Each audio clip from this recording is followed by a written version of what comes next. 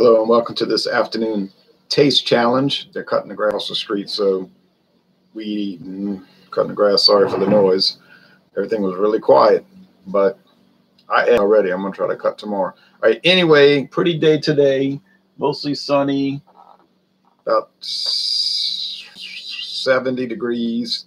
Be about 60 tonight. What we have. This is gonna be for Wednesday's taste challenge because Wednesday I'm doing an examination at 7:20 Eastern. Examine any Dutch beer, so I'm not going to have, well, I mean, I could have time. I'm not going to do it. Clancy Woodard says, what's up? Oh, just doing a whiskey taste challenge. John and Nilly says, good evening, Ron. Good evening to you, John and Nilly. Thanks for watching. Now, Bushmills. There's a new label. I noticed on their website they got an updated label, but you can't keep up with these companies. They're always changing the label. This is the 2020 label. There's a new 2021 label. I mean, it's basically the same, but they don't have this little ribbon thing behind it. And it's got the coins, the medals down there. And there's a picture of a distillery up there. So anyway, embossed bottle, triple distilled, 1608, the old Bushmills Distillery Irish whiskey. Okay, that's a bit deceptive. We'll talk about that later.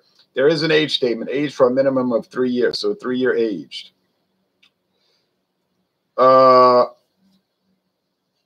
Irish whiskey, smooth and mellow, award-winning flavor and quality. And there's medals that it has won.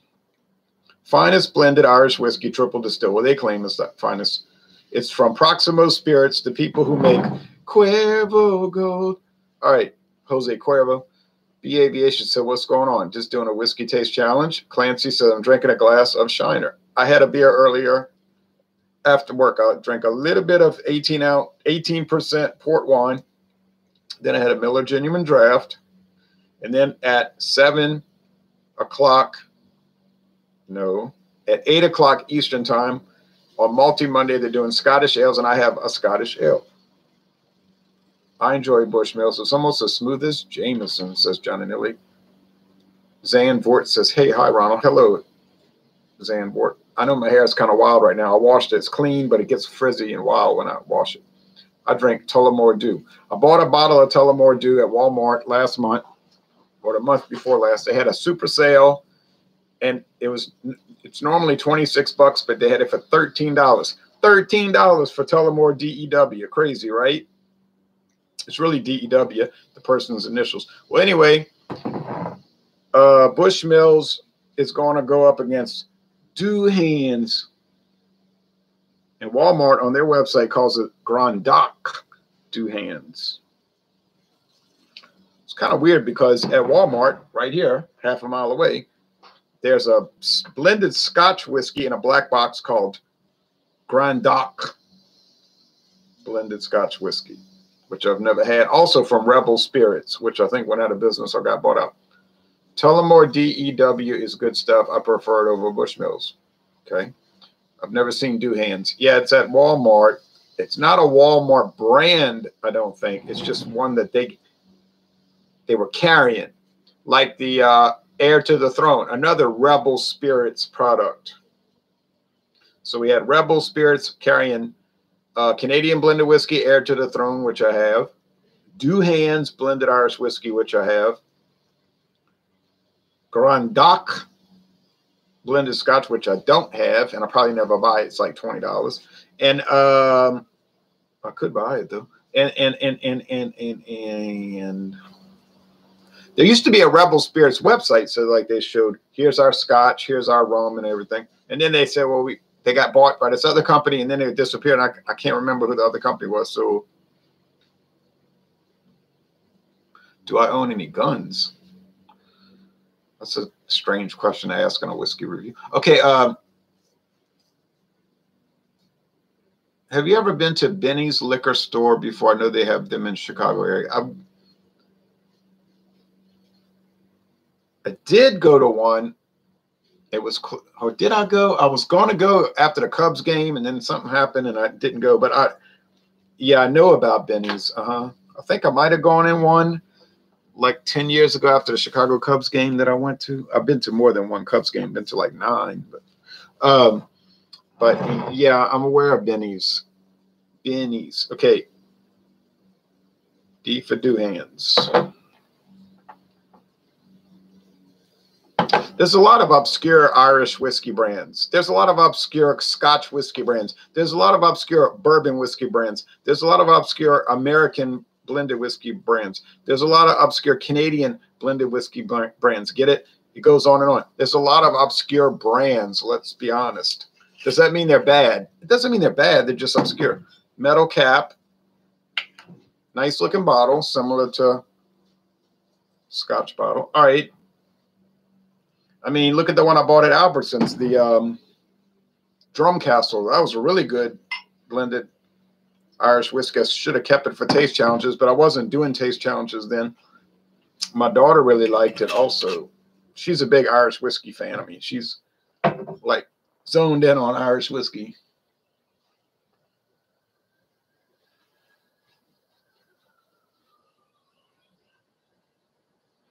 Here's Sirens. And she likes Jameson the most, I think. But she's all into gin now. Gin. I bought her a gin. Have you? Okay, they have a ton of variety. I was under 21 at the time, though. Okay. Yeah, I've heard, we have some stores like that here, you know, pretty incredible. Like the beverage store in Baton Rouge, Louisiana. It's a pretty amazing place. That's the only place I ever found, so I'm pouring the Bushmills, that I ever found the Palo Viejo rum. Kamasazi. Cheers, Irish whiskey tasters. Cheers to you.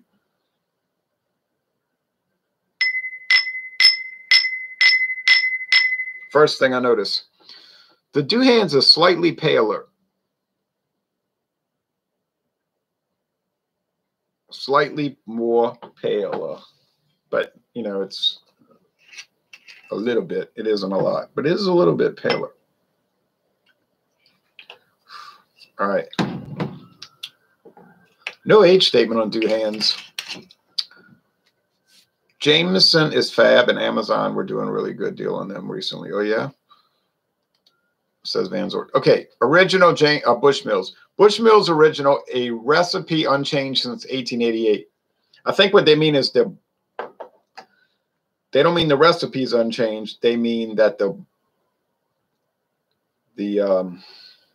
mash bill is unchanged, the grain bill, because I saw old Bushmills advertisements from the 1930s, 40s, and 50s, and it used to be 86.6%, 86.6 proof, sorry. That'd be 43.3% alcohol, and it was aged like 6 years. Well, now it's saying aged 3 years, and it's 80 proof. Well, if something changed, if you don't change the recipe, then the ABV isn't going to change. Neither is the year, age, the aging. You know, that's an algorithm. A recipe is an algorithm. So I think the mash bill is the same, but the amount of the you know what I'm saying, the amount of water added has increased, because that brings it down, the proof. I was at a distillery 4 years ago, and I said, how do you bring the proof down to 80? And she said, oh, we just add water. We just add tap water. I said, okay. Now the aging, obviously, that would be easy. You just age it for 6 years instead of 3, or vice versa. All right, now we got the amount. Uh-oh. All right, let's see. Bushmills. Now, this is their claim, not my claim. There is no better whiskey for making a classic pre-prohibition cocktail than Bushmills Original, combining our pure single malt whiskey, because they do make a line of single malts, and a lighter grain whiskey. You'll notice its rich, smooth, warming taste almost instantly, just as generations have done before. Now, what other whiskeys do they have? Well, let me tell you, a lot. The rare casks. There's the Bushmills 28-year age single malt whiskey. You know that's not going to be $19.99, maybe $499.99.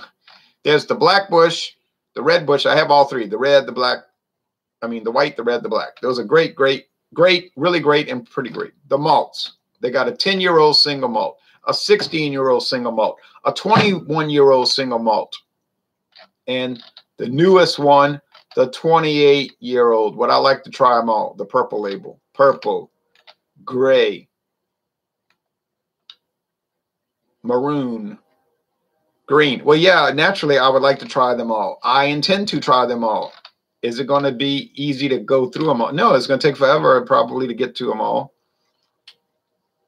Proximo New Spirits, Jersey City, New Jersey. So they're importing it into Jersey City, New Jersey. Also, their headquarters, Proximo Spirits. The distillery.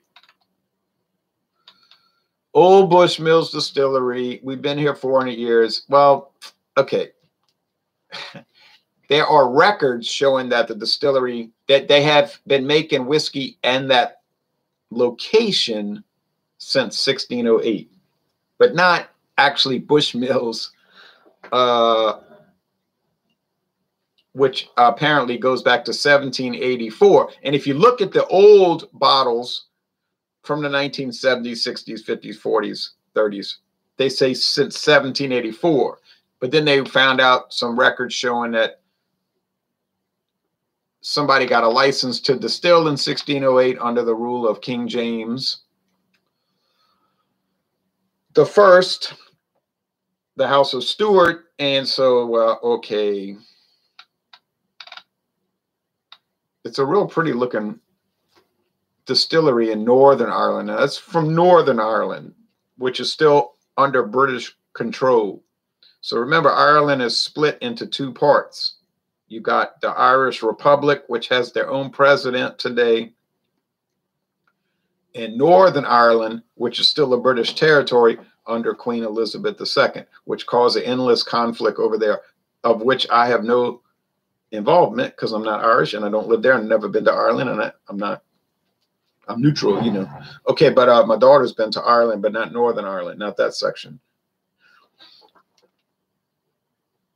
Woo, says Burley Sullivan. I mean, he says, I like how every company says they're the best, says B Aviation. Right. Even For Loco, premium. They say premium. I say, oh, yeah. I'm looking for a company that claims we stink and puts it in the label. Yeah. Our beer sucks. Cheers, Ron, says Dr. Frosty Brew, enjoying some Tito's vodka right now. I've never had Tito's. I respect Mickey's. They put on the label that it's a fine malt liquor, even though it is premium. Right. Well, whatever. Those are all marketing terms. They don't have any real meaning. It's like somebody tried to go to court and sue Tito's handmade vodka. And they were saying, look, they use machines and they have this equipment and this assembly line. It's not handmade. And the judge was like, those are meaningless marketing terms. That's not a legal term. Handmade is not a legal term. It's like saying when the guy was suing Coors because he claimed, you said that Blue Moon is a craft beer, and it's not a craft beer. It's mass produced. And like the judge said, it's not a legal term. You have no damage. And plus the guy admitted he liked the beer. I mean, they were saying, well, how are you damaged? I mean, Blue Moon is not even expensive. So, I mean, what is your case for damages? Well, I got defrauded. They say no, defrauded would be like if they claimed it was 5%, but then you found out it was 3%, and that they intentionally were putting the ABV lower, or they said they used wheat and you found out they used banana pulp, banana flour or something like that. But not because they're using a marketing term which has no real meaning.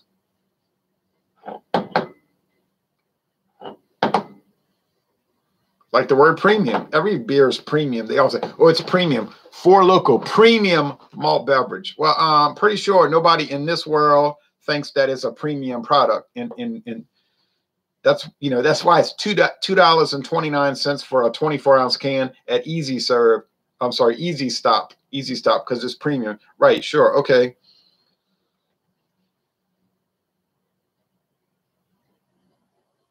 Have I been vaccinated? Yes, I got vaccinated last year last year for a tetanus shot because I got cut on my arm by the metal rack.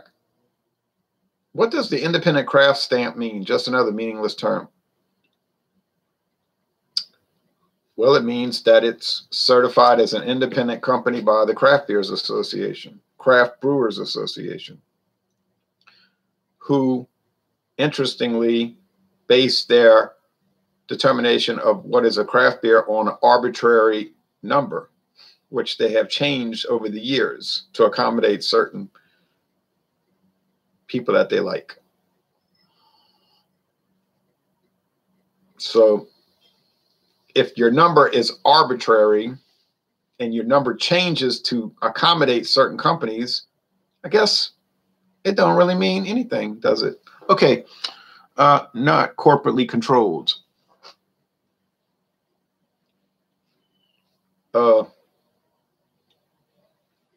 But some of those are corporations in the sense that they're incorporated.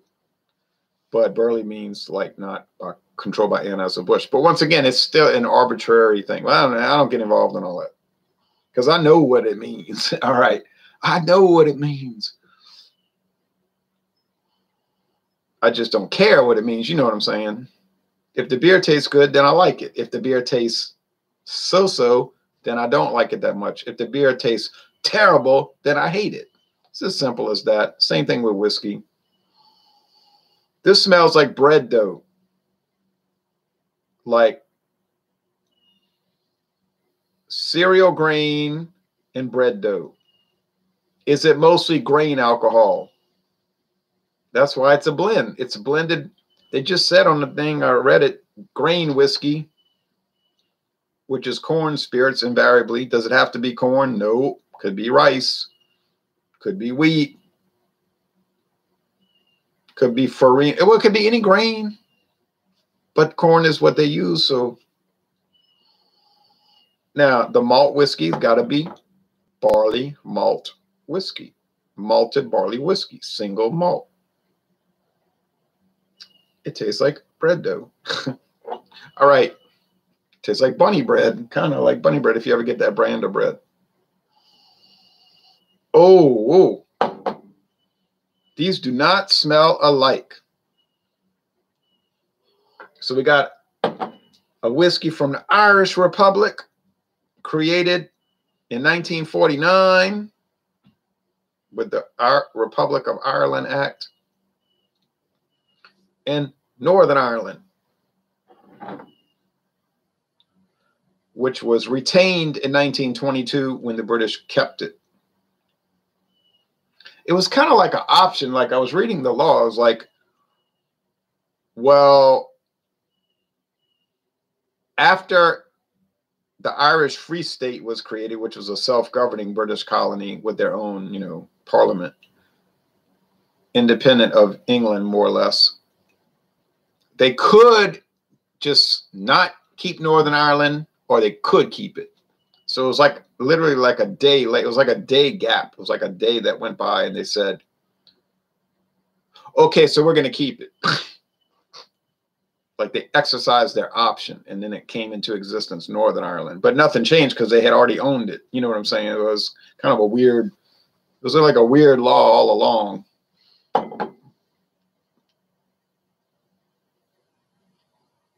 Ronald, I hope you're doing good. Enjoy. Thanks, Jordy.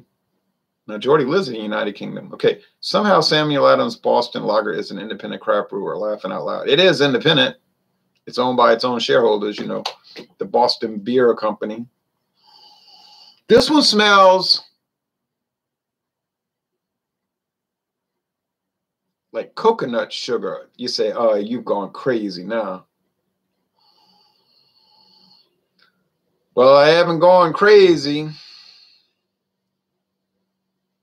It's just what it smells, a lot sweeter. Cheers, Ron and Crew, says JV's Hangouts. Jeep and Foodie Kayla says, is this even a competition? Yeah, it is a competition because I'm about to compete the two. What do you mean, is it a competition? All right. Man, this one smells like sweet, sugary, I don't know what. I say coconut water. Craziness, huh? Now this one smells like cereal grains, like I don't know, some kind of corn cereal, but not too sweet. You know, like a corn. No, like corn grits. Well, that's a cereal, but yeah, it's like a hot cereal. All right, well, that's bizarre. So Jordy, Bushmills is made in your country. I don't mean Scotland. I mean your bigger country, you know, the United Kingdom of Great Britain, which is Scotland, England, and Wales. Great Britain, the big island, and Northern Ireland, the smaller island. Oh, don't we all love geography? Okay. Now, the big question is, which one smells better? I don't know if it's a matter of one smelling better or worse. I just think it's one, they'd smell different one from the other. Now the question is, which is which? I don't know. I don't remember if Bushmills smells sweet, sugary sweet, or more grain alcohol. How you feel? Played? I feel played. I just feel adventurous right now because I'm drinking two really good, I think, Irish whiskeys, and so it's going to be a lot of fun. And then tomorrow for Tuesday, I'm going to do the Black Bush. Well, that's going to win. No way. Douhans going to be Black Bush. And then for what comes after? Oh yeah, Thursday comes after Wednesday. Then I'm going to do the Red Bush. And then it's on to Scotch, on to Scotch, on to Dewar's, on to Dewar's. Get ready for Dewar's. I know you're getting jealous. All right. I've never had it, but I like Johnny Walker. Oh, yeah, Johnny Walker Red Label. I got a whole big bottle of that. I got Johnny Walker Blue Label. Do you think the Founding Fathers had a legal mandate to declare independence, as Van Zandt? No, but they had enough help, a la France, the Netherlands, and Spain. So that's what counts. The legal stuff, it's all about what you can get away with, right? The British said, that's illegal. You can't do that. And then France, Spain, and the Netherlands jumped in to help. So after the British figured they're not going to win the war, and plus after France started getting their, you know what, beat in the Caribbean and out in East Asia, they were getting really, in South Asia, they were getting beat up bad. So they were like, well, I guess we're just going to abandon the United States. We're going to get out of this war. And so the U.S. was like, okay, let's make a deal. All right, so everybody was ready to call it off in 1783. Let's call it off. So the British say, okay, we recognize your independence. They didn't want to do it, but they did it. So, okay, then it was legal. The Treaty of Paris, 1783.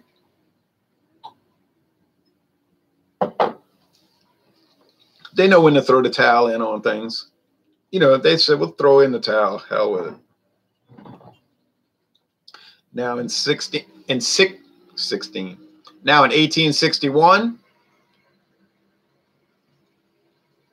decades later, they said, oh, well, you're having your own little uprising, aren't you? Oh, well, isn't that sad? So the British and the French were watching that close. And they said, let's jump in and help the southern states. And then we can bust the United States apart, those no good so-and-sos. But let's wait to make sure the South can win. We don't want to put our money on a bad horse. So they were just waiting for them to win a big battle, and then they were going to jump in and help. But the Battle of Antietam didn't work out so well in 1862. So the British and the French said, oh, well, forget them. Forget about them. But they were ready to jump in and dismantle the old USA. Oh, well. All right.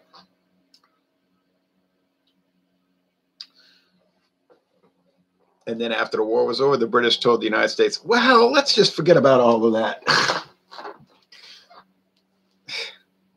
Let's just forget about all of that. And the USA said, yeah, okay. We'll let bygones be bygones. Even though you were hot to break us apart. All right.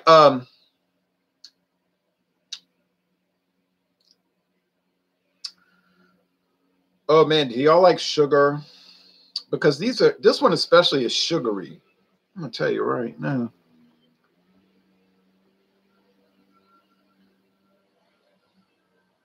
A moral mandate, says Burley. I don't agree with that. All right, let's see. The British attacked again when Jefferson was in office. Well, they didn't really attack.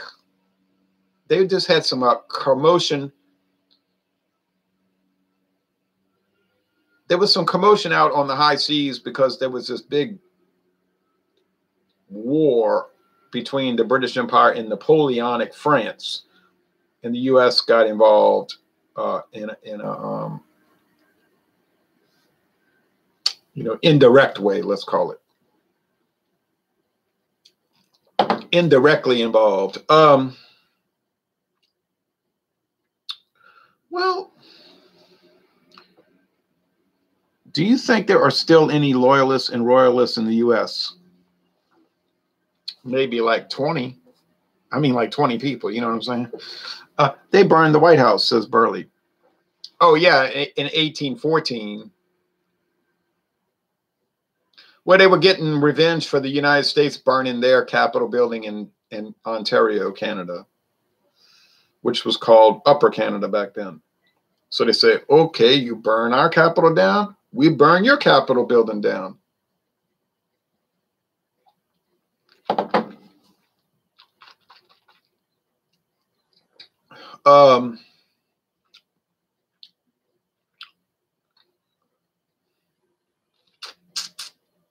This one is more bread doughy.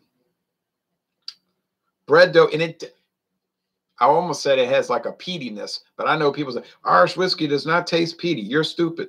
Okay, all right, then it doesn't have peatiness. I was going to say it does. It did because it tasted like it did, but since I know I can't say that, then I won't. Forget it. Just forget that. Still, this is sweeter. Now, which one tastes better? I don't know. They both taste good. Which one would I rather drink?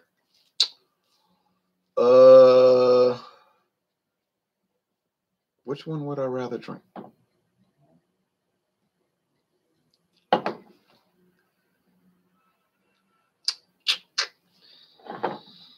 Man, they're pretty comparable, actually. Same price. They're both at Walmart right over there. Oh, well, Walmart over there got rid of it. Remember I told you I paid $19.96 a month later, or it was like 2 weeks later. They had it for $9, and they closed it out over. Now the Walmart in Hammond still has it. The Walmart in Boutique still has it. I guess the Walmart in New Orleans has it. I don't know why this local one got rid of it. But, I mean, I could, if I wanted to buy Douhans again, I mean, it would be no problem. Same price, like about $20, so...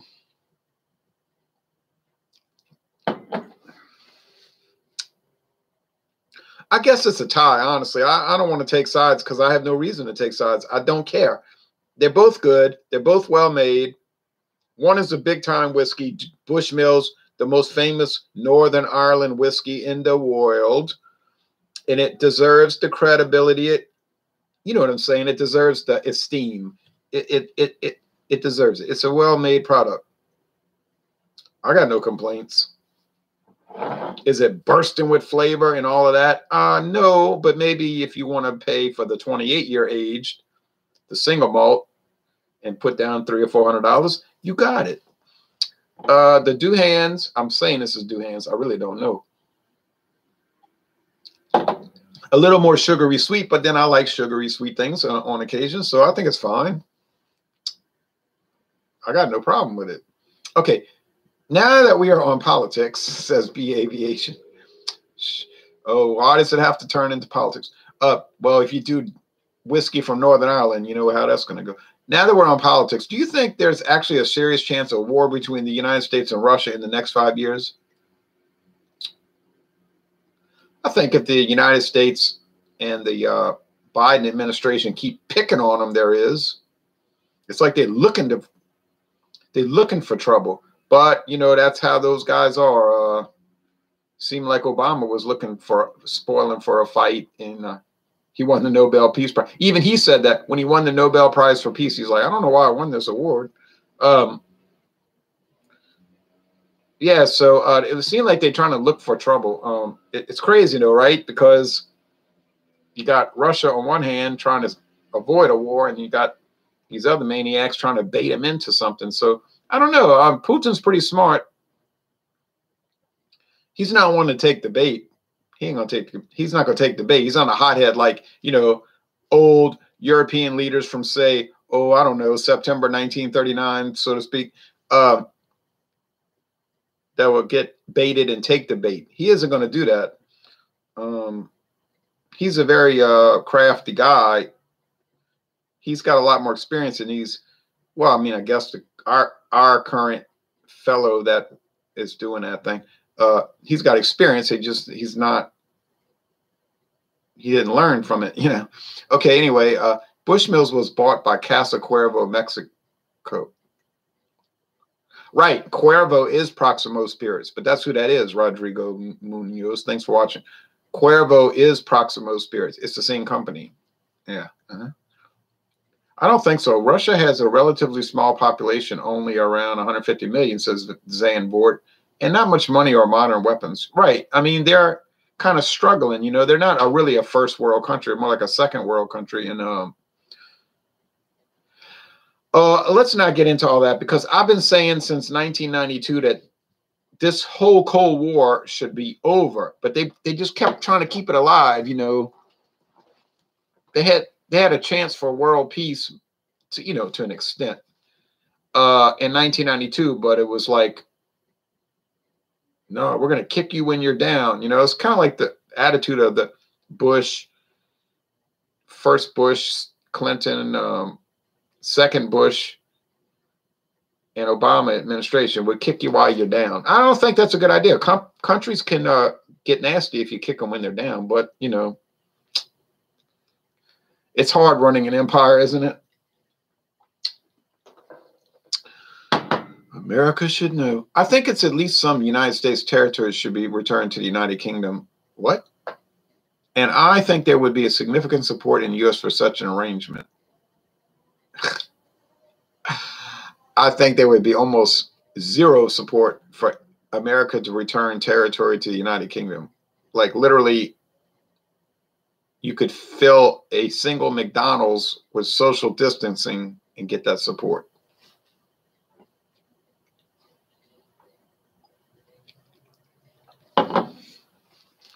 Not to mention that most Americans don't care a whit about geography, history, or politics.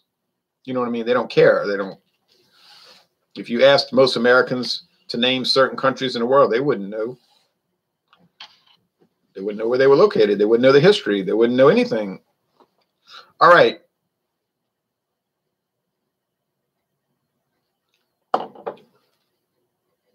Most Americans have a totally unrefined. Now, that might be true for every other country in the world too. Now, I'm not singling out America. Maybe every country is ignorant like that, but totally unrefined understanding of other countries. But I saw an interview with Australians, and they were asking Australians about New Zealand. No, I got it backwards. They were asking New Zealanders about Australia, right? They're both Commonwealth countries. Both Queen Elizabeth's the queen of both of those countries. All right. Common history, founded by Great Britain, blah, blah, blah. So they're like putting the microphone by the people in the New Zealand capital. What do you know about Australia? They say, well, I don't know much. And they asked, where is Australia located? And one of them said, oh, I think it's somewhere by England or something like that. And they said, well, can you name an animal from Australia? And one person said, I think they have kangaroos. I read that in a book. Now, I mean, I know they might have just picked out the worst answers. They might have edited it where they only got the most ridiculous answers. But it seemed like most of them didn't know really where it was. Like, where is Australia? And the new people in New Zealand said, I don't know. All right. Okay, now I think this is the Douhans. It is the Douhans. Okay, so that's the marker. That's the marker. The marker in my mind is I got to look for the sugar. So the Douhans, the exemplification of the Douhans is the sugariness. I'm going to remember that. I'm not going to forget that. So I don't have to worry about the other whiskeys. You know, they can taste like whatever they want to taste like. That's fine. But if I remember the sugariness, then I've got it. So I think the next 2 taste challenges, I've got it in the bag. The Bushmills Black and the Red Bush. All I got to do is say, oh, which whiskey's sugary? And then it's Douhans. That doesn't make it bad. I'm not saying it's bad. It's just a unique character of the product. Now, last comments, then we're getting off of here because I'm going to go watch some beer reviews and fool with these comic books. And then go watch Multi Monday on Bumpy Road Brewery's channel in 1 hour. And you're going to see me talking about Scottish ale, and a lot of other people are going to be talking about Scottish beers. Have you ever heard of New Amsterdam London Dry Gin, 94.6 proof, says Daniel Wells. Yes, I have. I've never had it. I've had New Amsterdam. Oh, no, I've never had any of their products. I was going to say no, I know about it. Yes, take care, buddy, says Jordy. Heart and beer. You too, Jordy. Hector said, I just bought the 12-pack of Boston Lager seasonal pack. I saw that at Walmart, Hector. I did not buy it, but if it's still there, the next time I go to that Walmart in Hammond, I will buy it. Or Rouse's. They both had it, and it was the same price. Thinking about buying Bushmills, says Hector. Yes, I'd recommend it. If you get it for $19.99, go for it. Go for it. It's really nice. Where does the sugary flavor come from, says B Aviation? It's a good question.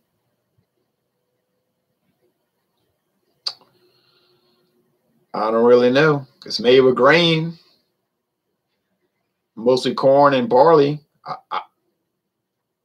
You got me. I don't know. It tastes sugary. Dang, I ain't got any Scottish ale, says Commerce Ozzy. Well, you got 57 minutes, so you got to go find some. All right. So anyway, thanks for watching this video production. Douhans doesn't win, and it doesn't lose. It's a tie. They're both very nice. I would say go run and get this, but I guess you can't find it. But don't know where this name come from. I don't know the history of this product. I don't know anything about it except that it's got a green bottle. I'm holding it in my hand. It's from Rebel Spirits, and I paid $19.96, which, if I'd have waited 3 weeks, I could have got it for $9, but I didn't know that. So it's a tie. 2 in a row, 2 ties. Douhans tied the Paddies, and it tied the Bushmills. So is that a good sign for Douhans? Well, I think it's a great sign. I think it shows that Douhans is holding its own and doing very well. Dave Ramsey for president. Okay, I listen to him at like 2 and 3 in the morning, 4 in the morning. Cheers from the the Upper Peninsula, says Joe Hill. I've been to the Upper Peninsula once in my life. It was very rural. I was on U.S. Highway 2, and then they had the old U.S. Highway 2 next to it. I said, I wonder what that looks like, but I didn't go down it. I didn't drive on it, but it would have been neat. Have you seen inflation on the price of whiskeys in the U.S. since the U.S. had been printing a lot of money? Says Rodrigo Munoz. Yes, a little bit. I've seen the price rise. Is it like Paddy's in taste?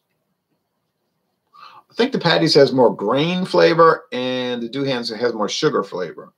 Cheers from the LP. The LP, the Left Peninsula.